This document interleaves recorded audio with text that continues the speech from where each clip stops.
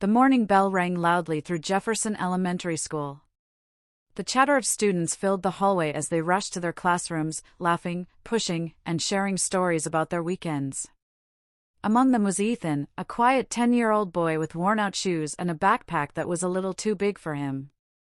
He walked slowly, his eyes fixed on the floor, trying not to draw attention. He wasn't the kind of boy anyone noticed, except when they wanted to tease him. Inside the classroom, Mrs. Harper, the fifth-grade teacher, stood tall with a sharp smile.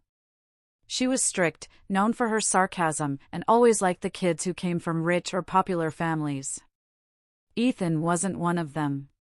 He lived with his grandmother in a small apartment near the edge of town. His mother had passed away when he was little, and his father, well, no one in class really knew anything about him.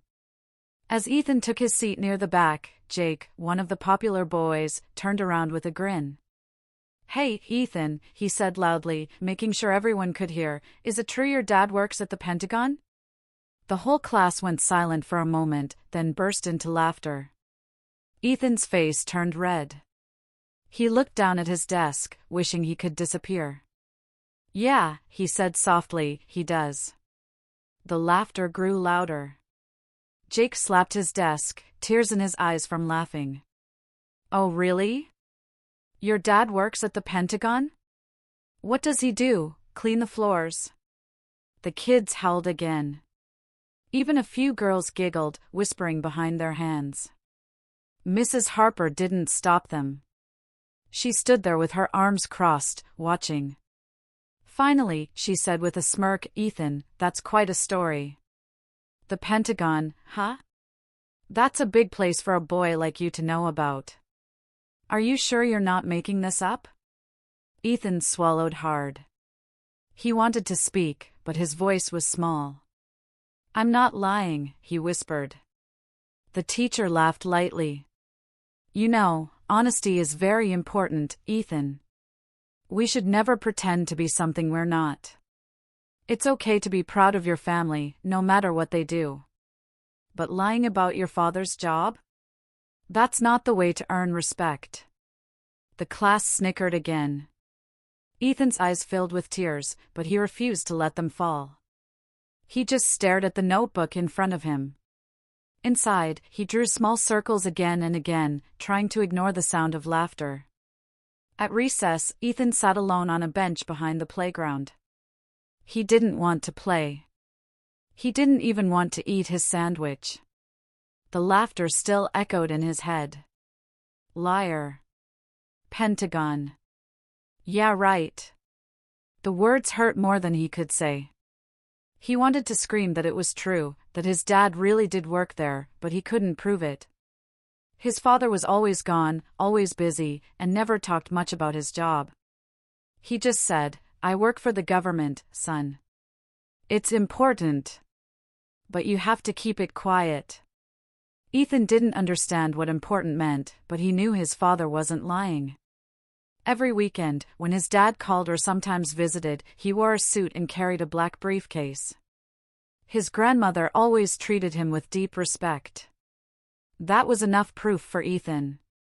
But to the rest of the world, it looked like a story made up by a lonely kid. That afternoon, Mrs. Harper decided to have the students share stories about their parents' jobs. "It's career day," she said cheerfully. "Let's talk about what our parents do for a living. Maybe we'll all learn something new." Each student stood up one by one. Some said their parents were doctors, others said nurses, teachers, engineers, or store owners. When it was Ethan's turn, he froze. Everyone looked at him. Jake whispered, "Here comes the Pentagon story." A few students snickered. Ethan stood slowly. His hands trembled. "My dad works at the Pentagon," he said quietly. He's an analyst. He helps with national security." The classroom exploded in laughter. Jake fell out of his chair. "National security? Oh man, that's a good one. You watch too many movies, dude."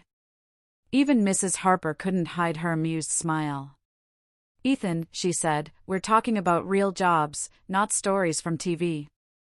It's okay if you don't know what your dad really does. But I do know, Ethan said, louder this time. His voice cracked, but there was strength in it. He told me himself. He works for the Pentagon. The class went silent for a moment, surprised by his tone. Mrs. Harper frowned. That's enough, Ethan. Sit down. Ethan sat slowly, his heart pounding. He stared at the clock, waiting for the day to end. When the final bell rang, he packed his bag in silence and walked out of class. The laughter followed him down the hall.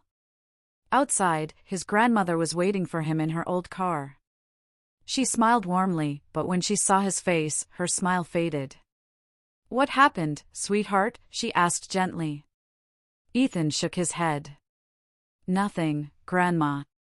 But as they drove home, tears rolled down his cheeks. His grandmother didn't push him. She just patted his hand softly. You hold your head high, Ethan. People laugh at what they don't understand.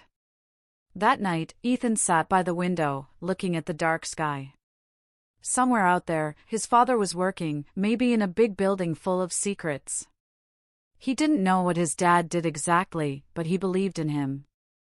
And deep down, he made himself a promise. One day, they would all know the truth. And that truth would shock everyone. The next morning, Ethan woke up early. The air was cold, and a gray fog hung outside his window. He sat up, staring at his backpack on the floor. His stomach hurt at the thought of going to school again. He didn't want to see Mrs. Harper. He didn't want to hear Jake's laughter echoing across the classroom. But he had no choice. His grandmother made him pancakes for breakfast, trying to cheer him up. You look tired, sweetheart, she said softly. Didn't sleep much? Ethan shook his head. No. I don't want to go to school today. His grandmother sighed and bent down to meet his eyes. You can't run away from people's words, Ethan. You know who your father is. That's enough. Let them talk. The truth always finds a way. Ethan nodded quietly. He didn't know what his grandmother meant by that, but something about her voice gave him courage. When he entered the classroom, everyone was already there. Jake and his friends were laughing about something, and Mrs. Harper was writing on the board. The sound of chalk scratching against the surface filled the room. Ethan walked straight to his seat without looking at anyone. Morning, Pentagon boy, Jake whispered, smirking. His friends chuckled. Ethan ignored them and opened his notebook. Mrs. Harper turned around. All right, class, she said. Today we're going to start a new project on careers. I want everyone to bring something from home that represents their parents' work. A photo, a uniform, a tool, anything. Her eyes landed on Ethan for a moment. And that includes you, Ethan. Maybe you can bring something real from your father's job. A few students giggled. Ethan's hands tightened into fists under the desk. Yes, ma'am, he said quietly. The rest of the day passed slowly. Every tick of the clock felt heavier than the last. During lunch, Ethan sat alone again, eating quietly while the others laughed in groups. He didn't care about their jokes anymore, at least, that's what he told himself. When he got home, his father's car wasn't there. He hadn't seen him in almost 2 weeks. His grandmother was sitting on the porch knitting, and she smiled when she saw Ethan. How was school today? She asked. Ethan forced a smile. Same as always. She nodded slowly. Your father called, she said after a pause. He might come by tomorrow. Ethan's eyes lit up. Really? He's coming here? She smiled softly. He said he has a little free time. Maybe you can tell him about your school project. That night, Ethan couldn't sleep. He lay awake, staring at the ceiling, imagining his father walking into school in his dark suit, showing everyone that he wasn't lying. He pictured Mrs. Harper's shocked face, Jake's wide eyes, and the class falling silent. The thought made him smile for the first time in days. The next morning, the school buzzed with noise. Mrs. Harper was busy preparing for a special assembly. The principal was visiting classrooms, and students were excited. Ethan sat quietly at his desk, clutching a small folded note in his pocket. It was the letter his father had sent him a month ago. The Pentagon logo was printed on top. Ethan thought about showing it to Mrs. Harper, but something told him to wait. Jake leaned over his desk again. "So, Ethan, bringing your dad's spy badge today?" he mocked. Ethan didn't answer. He just looked out the window. The sky was cloudy, and the wind was starting to pick up. Something about the air felt different. Around mid-morning, the classroom door creaked open. Mrs. Harper looked up, frowning. "Yes? Can I help you?" A tall man stepped into the room. He wore a dark suit, a clean white shirt, and a black tie. His eyes were calm but sharp, the kind of eyes that made people sit up straight. The whole class went silent instantly. "Good morning," the man said politely. His voice was deep and steady. "I'm looking for Mrs. Harper." Mrs. Harper blinked, surprised. "That's me," she said quickly. "And you are?" Before he could answer, Ethan stood up. His heart was racing. "Dad?" The man turned toward him and smiled gently. "Hey, champ!" The classroom gasped. Jake's jaw dropped. Mrs. Harper's smile froze. "You're Ethan's father?" she asked slowly. "Yes," the man replied. "Sorry to interrupt your class. I was in town for a meeting, and I thought I'd stop by to see my son." Mrs. Harper forced a laugh. "Oh, that's wonderful. We were actually just talking about our parents' jobs. Ethan mentioned you work at the Pentagon?" The man nodded, unfazed. "That's correct." The room went completely silent. Even the clock ticking on the wall seemed to stop. Jake's hand shot up. "Wait, you really work there?" The man smiled slightly. "Yes, I do. I'm an analyst with the Department of Defense. I help study security systems and coordinate information for government safety projects." Nobody spoke. Mrs. Harper's face turned pale. Her smile vanished. Ethan looked around the room, his heart pounding with pride. For the first time, everyone was looking at him differently, not with laughter, but with shock and respect. Mrs. Harper cleared her throat. "Well, that's quite impressive, Mr. Collins." Ethan's father nodded. "Thank you. And please, call me James." He turned to Ethan. "You've been doing okay, son?" Ethan nodded, trying to hide his grin. "Yeah. I missed you." James smiled softly. "I missed you too. Keep working hard, all right? And don't let anyone make you doubt who you are." Ethan nodded again, his eyes shining. As his father turned to leave, Mrs. Harper quickly spoke up. "Wait, Mr. Collins, would you mind staying for a few minutes? Maybe share with the class a little more about what you do? I think we'd all love to hear." James paused at the door, then smiled faintly. "Of course." He stepped back into the room, and as he began to speak, the students leaned forward, listening closely. His calm voice filled the air, explaining things in simple terms about teamwork, responsibility, and protecting people. But while everyone listened, Mrs. Harper's face changed. Her eyes narrowed slightly. Something about the man's tone, his words, the way he glanced at the door, it made her uneasy. Something wasn't right. And deep down, Mrs. Harper began to wonder. Was Ethan's father really who he said he was? For the rest of the day, the classroom buzzed with whispers. Nobody could stop talking about Ethan's dad. Jake, who usually laughed the loudest, stayed quiet for once. Even Mrs. Harper seemed distracted, her eyes distant as she sat at her desk pretending to grade papers. Ethan felt lighter than ever. For the first time, he walked through the school hallway without hearing laughter behind him. Kids looked at him differently now, some curious, some impressed. A few even smiled. But Mrs. Harper's mind wouldn't rest. Something about Mr. Collins didn't sit right with her. The way he had spoken, calm, confident, but careful. Almost too careful. He'd explained his Pentagon job with simple words, as if choosing every detail cautiously.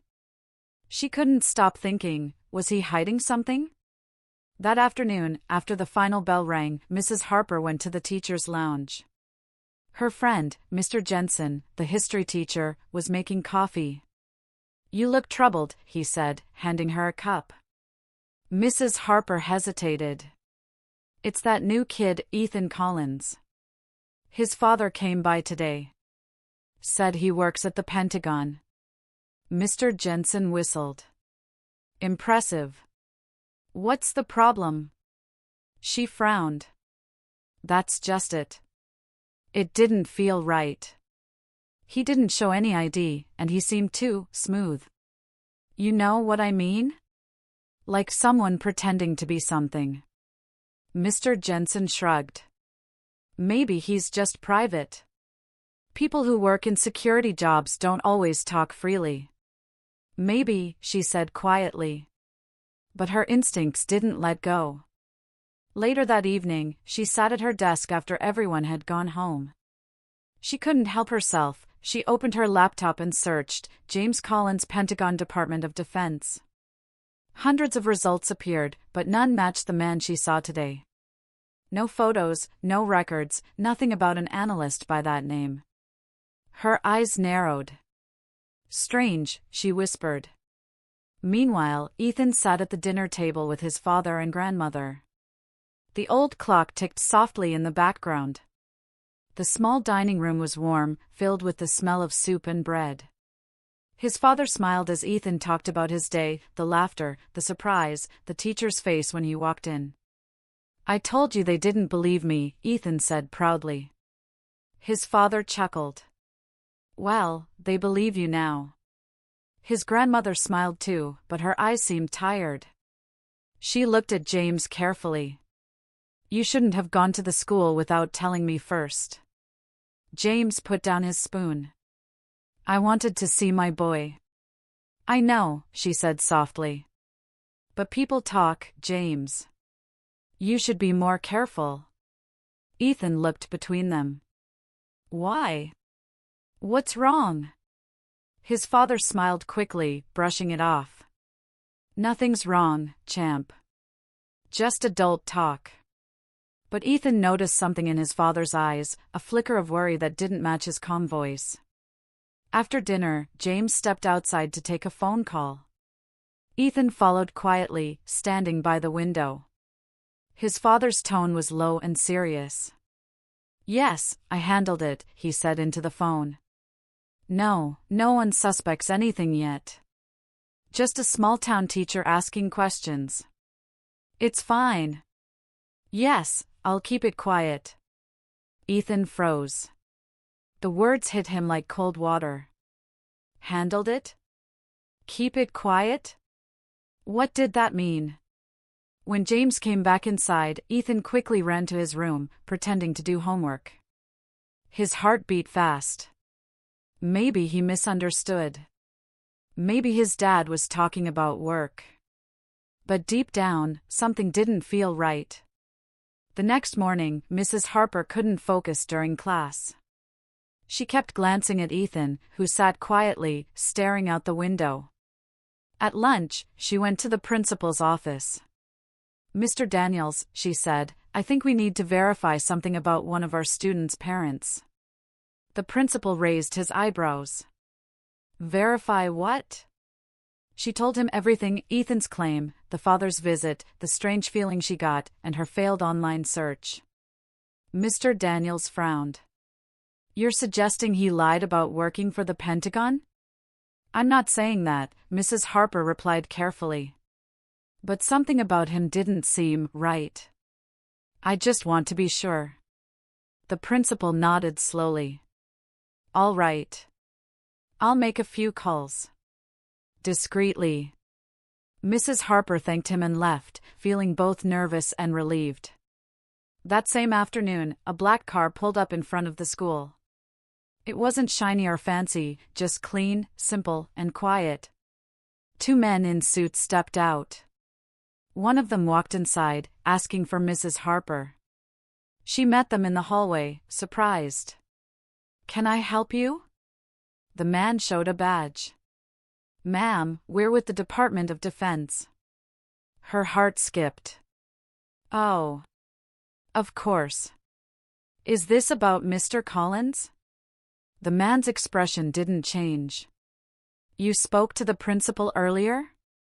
Yes, I just wanted to confirm. That was the right thing to do, the man interrupted. Mr. Collins does work with us, but he's not exactly who you think he is. Mrs. Harper blinked. What do you mean? I'm sorry, ma'am. That's classified, the man said firmly. But you should know, please don't discuss his visit with anyone.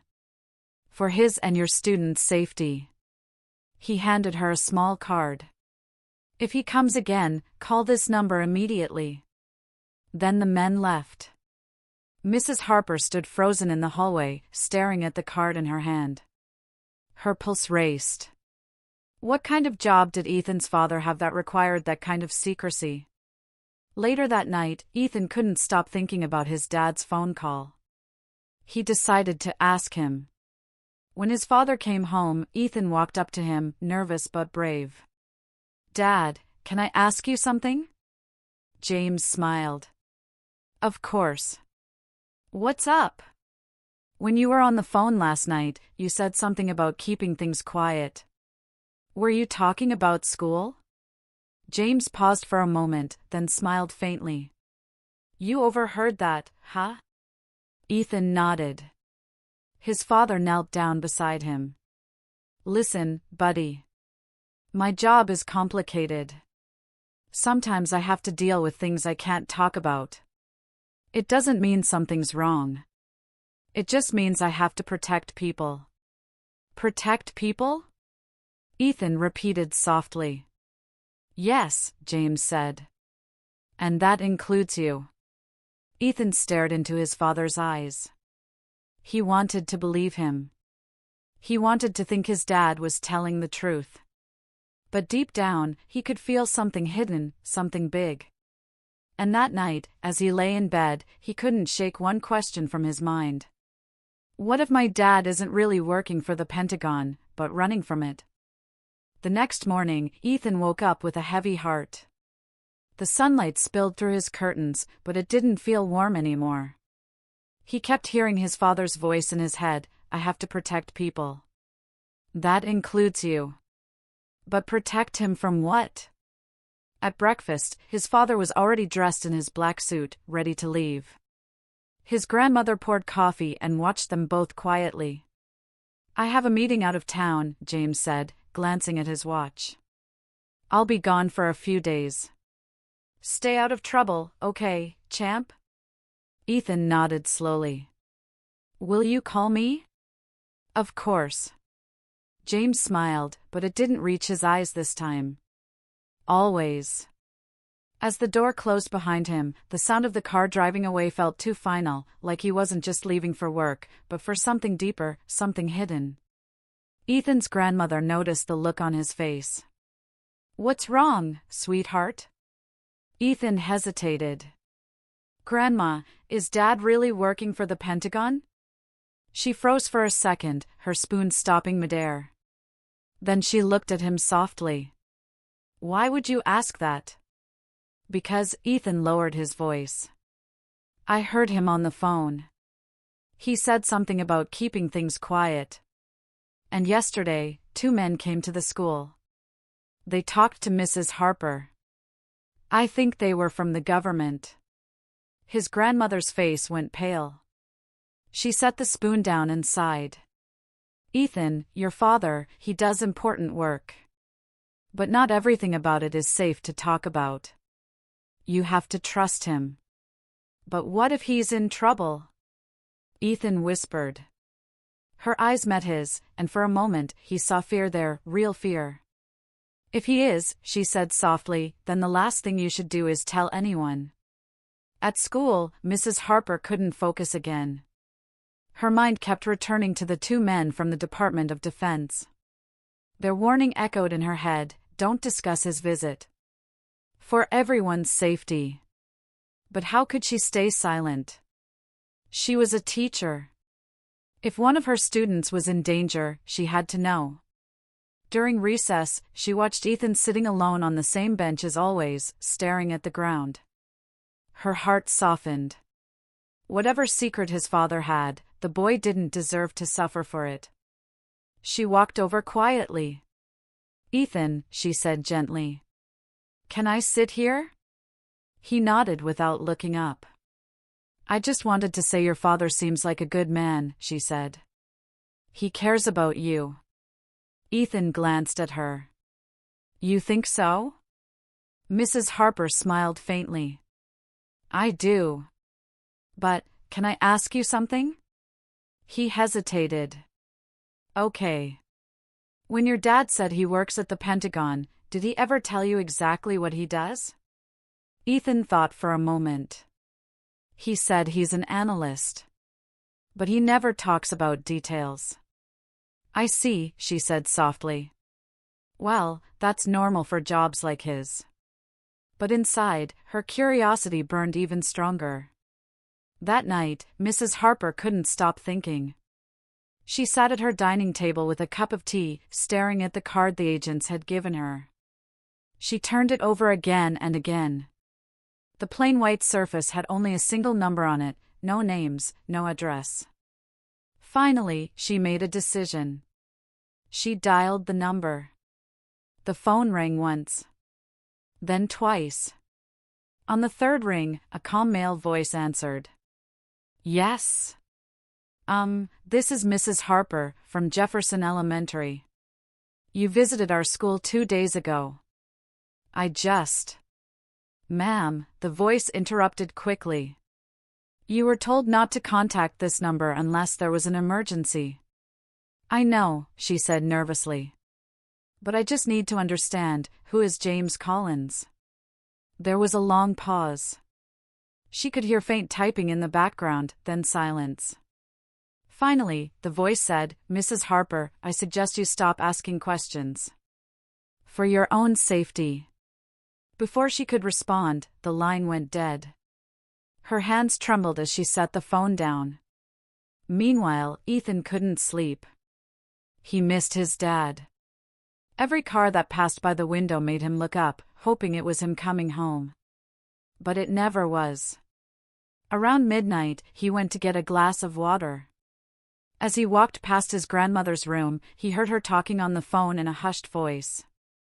Yes, James, she whispered. He's fine. But you need to fix this. People are asking questions. There was silence on the other end, then she said, You promised you were done with that life. Ethan froze. That life? His grandmother hung up and sighed deeply before turning off the light. Ethan's heart pounded. What life was she talking about? What had his father done before working at the Pentagon? The next day, the tension in class was thicker than ever. Mrs. Harper kept glancing toward the door, half expecting another strange visitor. During reading hour, the door suddenly opened. A delivery man stood there holding a small brown envelope. Delivery for Mrs. Harper, he said. She took it, confused. There was no sender name, just her address written in neat handwriting. She opened it slowly, and froze. Inside was a single photo. It showed James Collins, Ethan's father, standing next to a black SUV, talking to a man who looked badly injured. Behind them, there was a military airfield and several soldiers in uniform. But what shocked her wasn't the background, it was the gun in James's hand. Her stomach twisted. She turned the photo over. On the back, written in black marker, were 3 words. "You don't know him." Her hand shook as she slid the photo back into the envelope. Who had sent it? Why? She looked at Ethan, sitting quietly in the front row, reading his book. Was his father a hero, or something far more dangerous? That evening, Mrs. Harper went to the principal again. She showed him the photo. His eyes widened. "Where did you get this?" he whispered. "It came in the mail today," she said. "No name. Just this." The principal rubbed his forehead. "Mrs. Harper, I think you should stop digging. This is beyond us." "I can't," she said firmly. "If that man is hiding something, the boy could be in danger." The principal looked at her helplessly. "If you're right, then you might be in danger too." Back at home, Ethan was in his room when he heard a knock on the front door. His grandmother answered. A deep voice spoke softly, and Ethan's heart jumped. "Dad," he whispered, running out. James stood there, looking tired.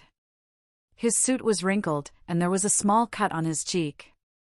He hugged Ethan tightly. "Hey, champ," he said softly. "I missed you." Ethan hugged him back but felt the tension in his father's body. "What happened to your face?" "Just work," James said quickly. "Nothing for you to worry about." He looked at his mother. "We need to talk. Alone." She nodded, her face serious. They stepped outside, leaving Ethan by the door. He pressed his ear against the wood. "I told you this would happen," his grandmother whispered harshly. "You promised you left that behind." "I didn't have a choice," James said. "They found me." "Who?" she hissed. There was a pause. Then James said quietly, "The people I used to work for, before the Pentagon." Ethan's blood ran cold. He stepped back from the door, his hands shaking. For the first time, he realized his father wasn't just hiding a secret job. He was hiding a dangerous past. Ethan couldn't move. His hands were cold, and his heart was beating fast. The words echoed in his mind like thunder, "The people I used to work for, before the Pentagon." What did that mean? What kind of people? He stepped quietly back toward his room, his legs shaking. He didn't want them to know he was listening. He sat on the edge of his bed, staring at the floor, trying to make sense of everything. His father had always been a mystery, calm, quiet, always avoiding questions about his job. But now, that calm face seemed like a mask. And the mask was cracking. Outside, he could hear their voices again, low and tense. "You can't run forever, James," his grandmother said. "They'll find out who you are." "I know," James replied. "That's why I came back. To protect him." The word protect hit Ethan's ears again. Protect him from who? He leaned against the doorframe, his heart thudding. "I just need time," his father said. "1 more week. Then we can disappear again." "Disappear?" his grandmother whispered. "And what about Ethan? He deserves a normal life." "I know," James said quietly. "But normal isn't an option anymore." Ethan's breath caught. His father wanted to leave again, to vanish. That meant leaving his school, his home, his friends, everything. He ran back to his bed and pulled the blanket over his head, pretending to sleep as his father walked in to check on him. James leaned down and kissed his forehead. "Sleep tight, champ," he whispered. "No matter what happens, remember, I love you." But even in his half-sleep, Ethan could hear the sadness in his father's voice. The next day at school, things felt even stranger. Mrs. Harper had dark circles under her eyes. She hadn't slept either. The envelope with the photo sat locked in her drawer, but she couldn't stop thinking about it. During lunch, she noticed two men in suits standing near the school gates. They weren't parents. They weren't talking to anyone. They were just watching. Her stomach tightened. Were they the same men who had come earlier? One of them looked directly at her, and for a split second, she thought she saw something cold in his eyes.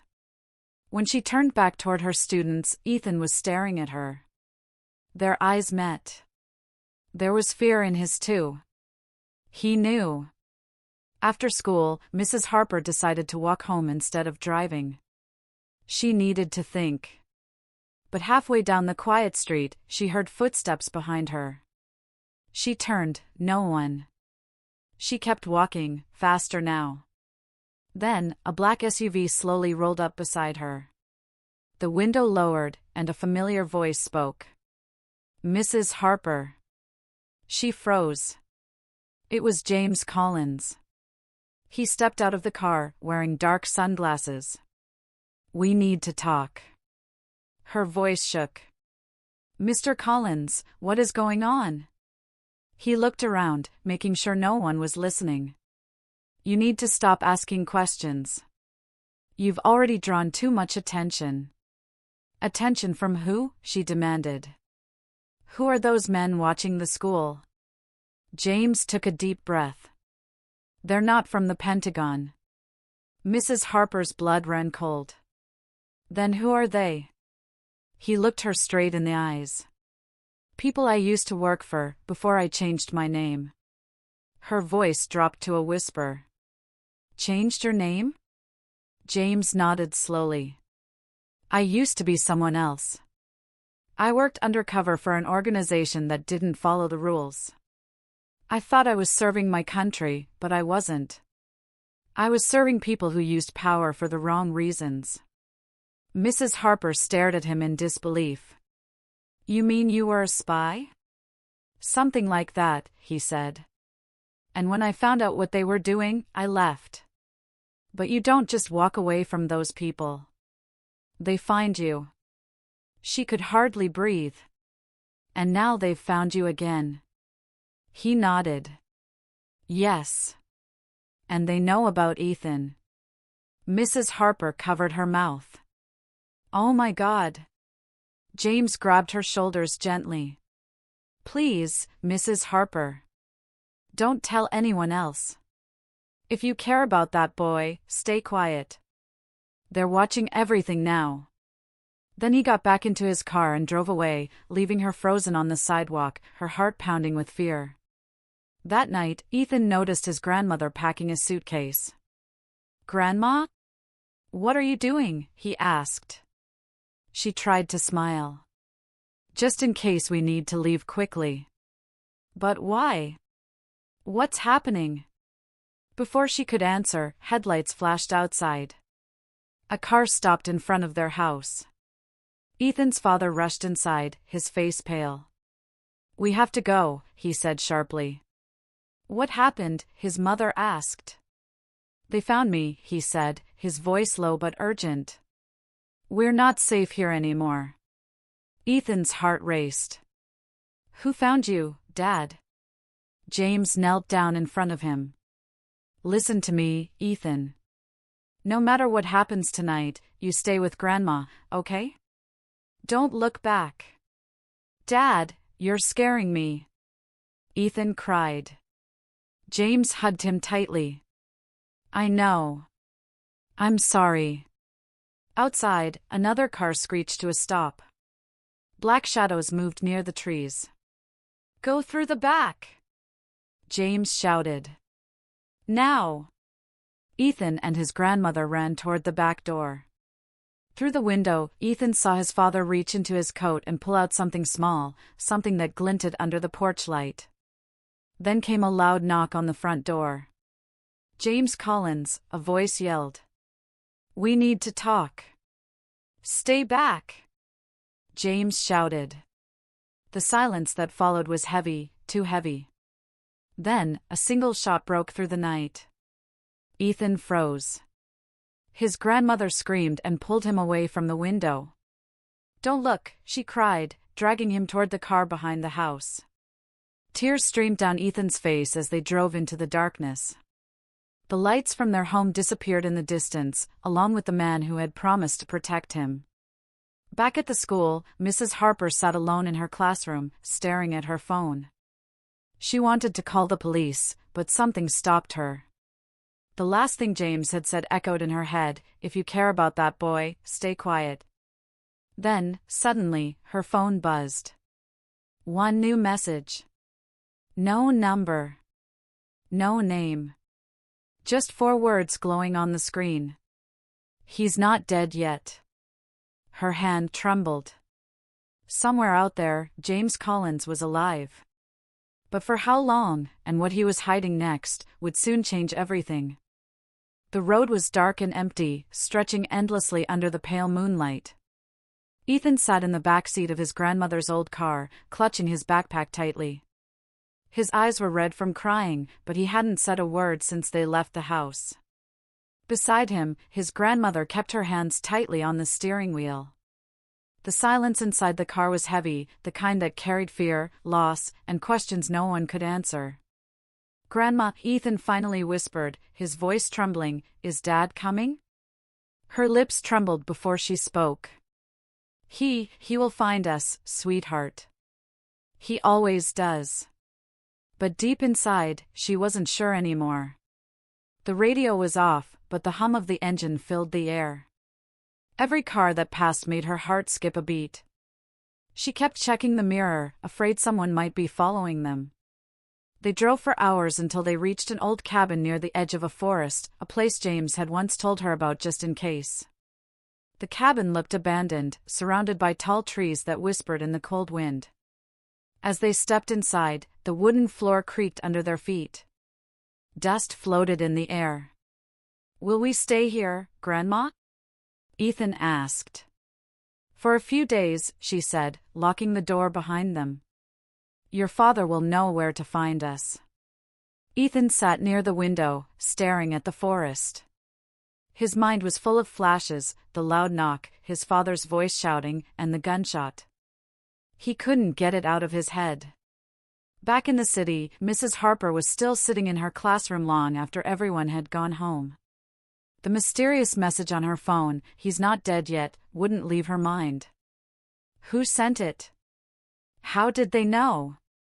She opened her laptop and started searching the name James Collins Pentagon. There were no records. No news. Nothing. It was as if he didn't exist before he came to town.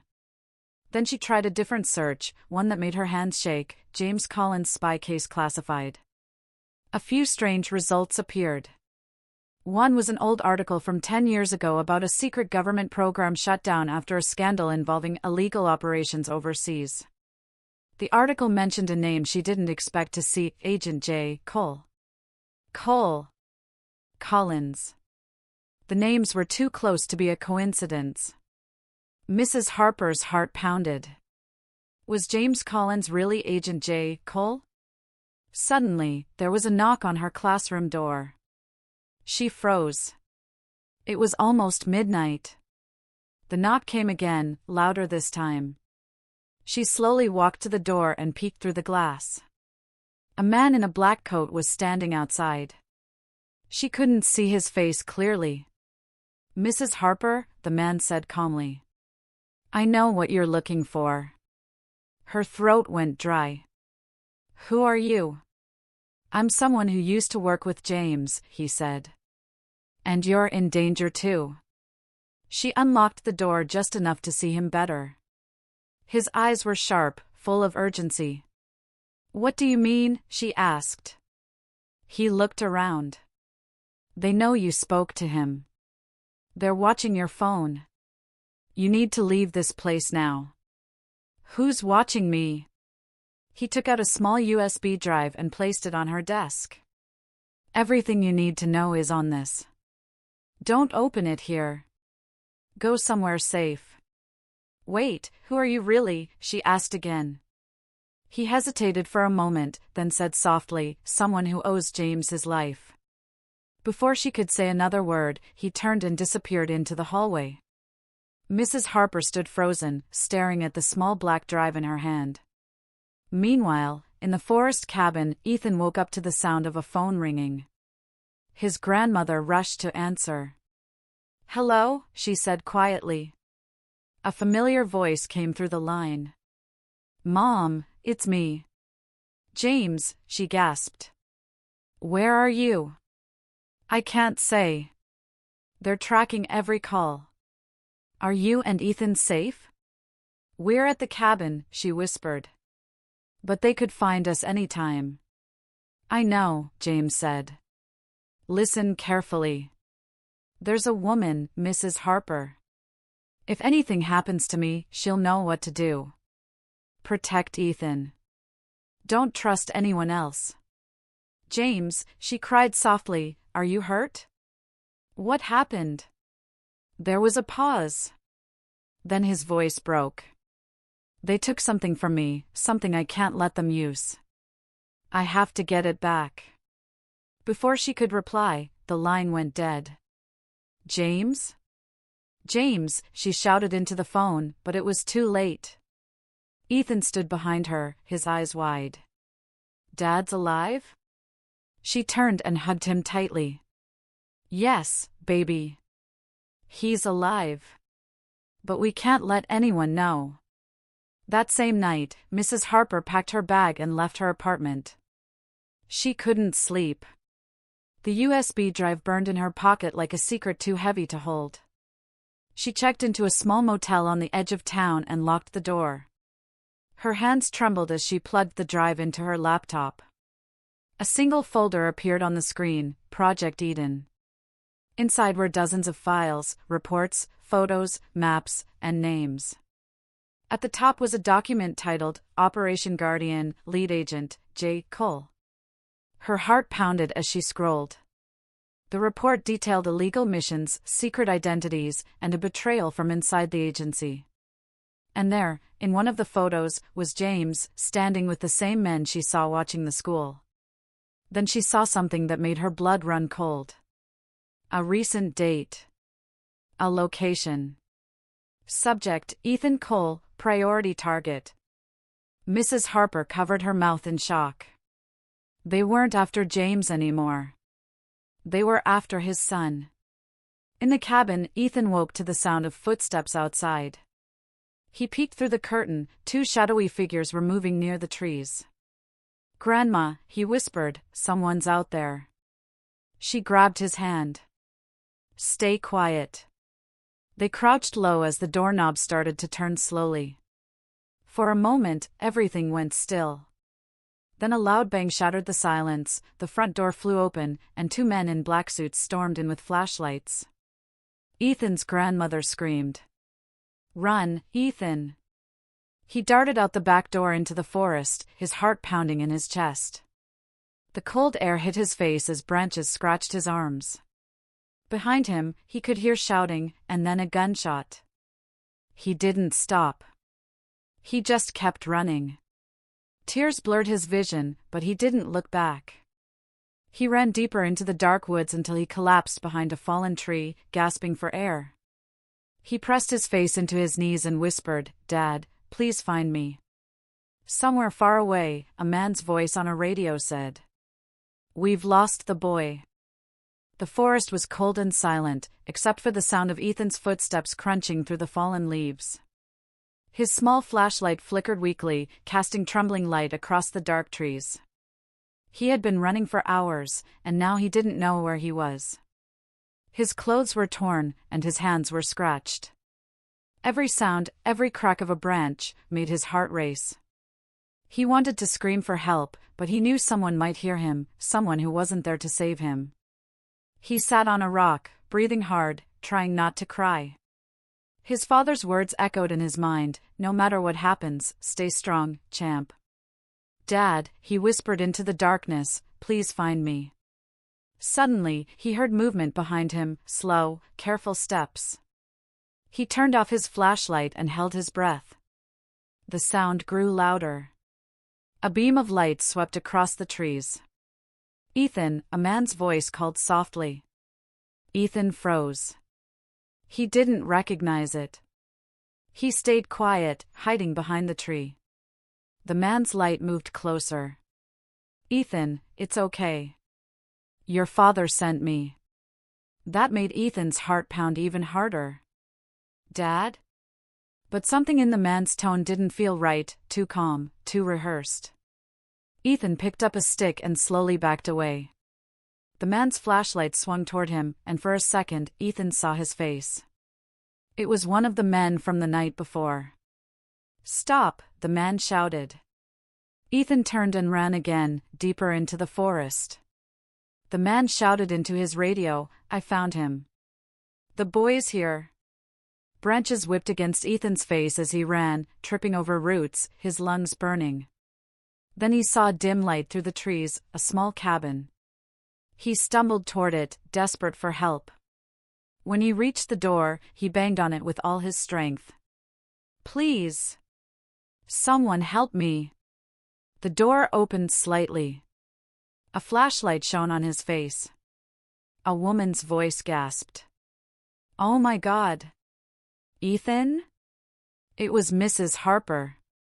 Hours earlier, she had followed the location from the USB file, the last known coordinates of Ethan Cole.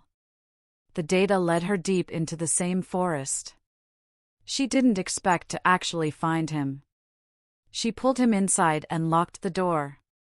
Ethan, you're safe now. You're okay. He was shivering, his face pale. They came to the cabin. Grandma told me to run. I don't know where she is. Mrs. Harper's heart broke. She wrapped a blanket around him. Listen, you're safe here for now. But we need to stay quiet, okay? Ethan nodded, tears streaming down his cheeks. She gave him some water and whispered, Your father's alive, Ethan. I know the truth now. He looked up, eyes wide. You saw him? She shook her head. Not yet. But he's trying to protect you from people who want something very dangerous. What do they want? He asked. Mrs. Harper hesitated. How could she explain it to a child? She opened her laptop and showed him one of the files from the USB drive, a photograph of James in military uniform, holding a briefcase with a symbol on it. They want this, she said softly. Something your dad took from them years ago. Something that could hurt a lot of people if it falls into the wrong hands. Ethan stared at the picture. So Dad was a spy? She nodded slowly. Yes. But not a bad one. He was trying to stop them. Before Ethan could reply, they heard a faint noise outside, a car door closing. Mrs. Harper turned off the lights. Stay here, she whispered. She peeked through the window. 2 black SUVs were parked near the trees. Men with flashlights were spreading out. Her heart pounded. They found us. She grabbed Ethan's hand. We have to move now. They slipped out through the back, into the woods again. The moon was bright enough to see the narrow trail leading down toward an old bridge. Behind them, voices shouted. They're heading east. Don't lose them. Ethan and Mrs. Harper ran as fast as they could. When they reached the bridge, she turned and saw lights getting closer. Go, Ethan. Keep running, she cried. But the boy stopped. I can't leave you. You have to, she shouted, pushing him forward. He ran across the bridge, and suddenly, headlights flashed from the other side. A black car blocked the way. Ethan froze.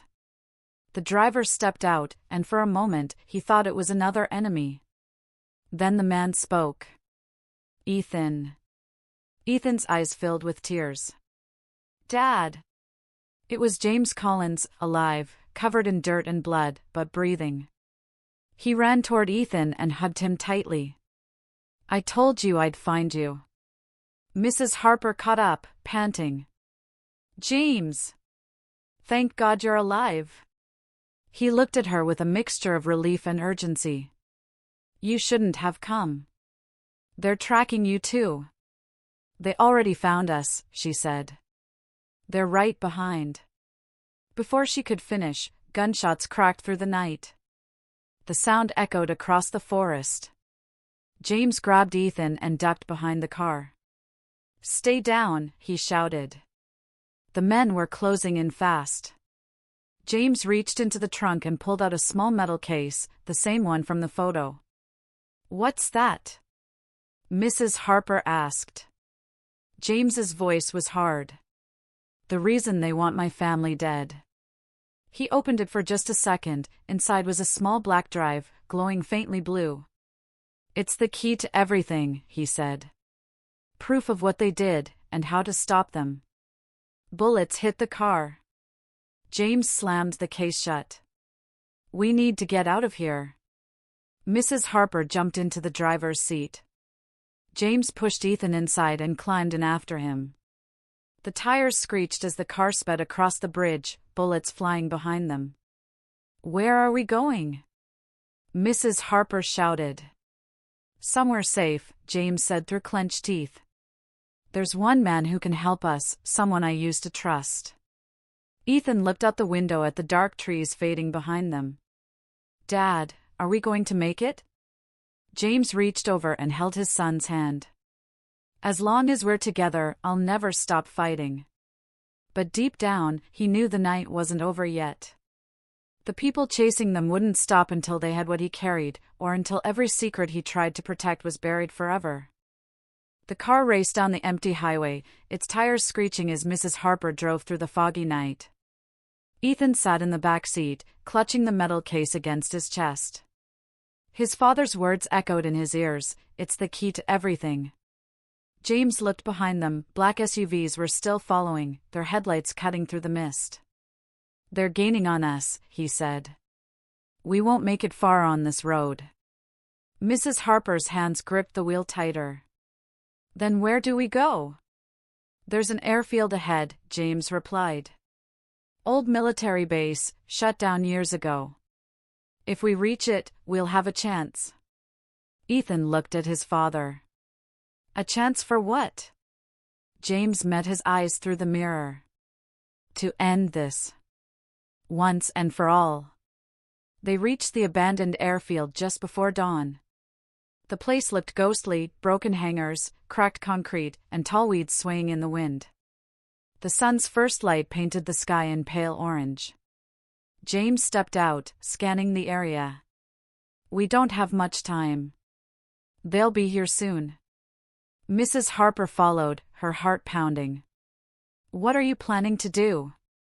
James placed the metal case on an old work table and opened it.